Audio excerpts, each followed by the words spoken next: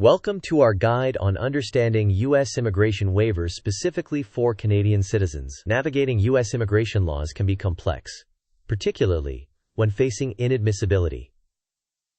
Today we aim to clarify the process for Canadian citizens seeking waivers. We'll focus on common scenarios and offer guidance. Let's take a look at what we will cover in this video. First, we'll discuss the grounds for inadmissibility. Then we will dive into waiver options available. Following that, we'll highlight some key considerations and finally go over the critical steps. At the end, I'll share a disclaimer for this guide. U.S. law outlines several grounds for inadmissibility. One such ground is unlawful employment under Section 212(a)(7)(a)(I) of U.S. law. This section bars entry to individuals who have worked illegally in the United States. Depending on the circumstances, penalties can range from temporary bans to permanent ineligibility.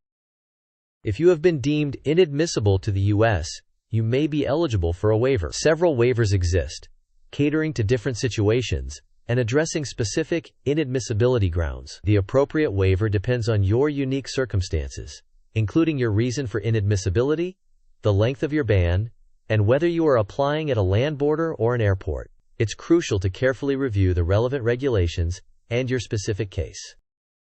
There are several key considerations to keep in mind. First, the location of removal, whether at a land border, Canada-US, or a U.S. airport, significantly impacts the waiver process and the forms needed.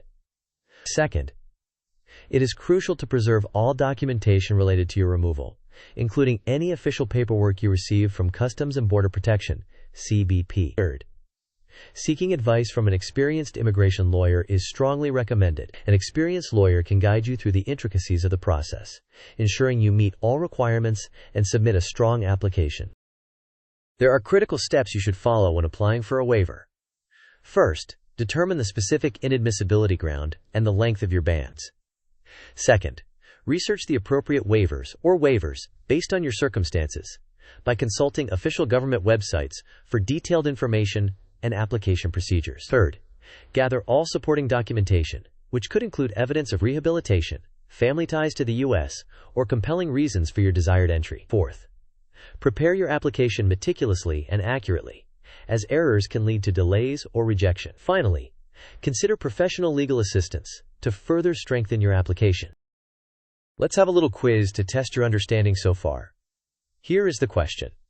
What section of U.S. law deals with unlawful employment inadmissibility? You have four options: 212(a), 7(a), I, 212(b), 3(a), I, 102(a), 5(b), or 302(c), 4(a), I. You may pause the video now to think about the answer. We will discuss the answer in the next section. The correct answer is 212(a), 7(a), I. Under U.S. law, unlawful employment is governed by this section, which is an inadmissibility ground in immigration cases. Please note that this video offers general guidance and is not a substitute for professional legal counsel. Always consult with an immigration lawyer to assess your specific circumstances and determine the best course of action. Thank you for watching. If you found this video useful, don't forget to like, share, and subscribe. Feel free to leave a comment below with your thoughts or any questions you might have. See you next time.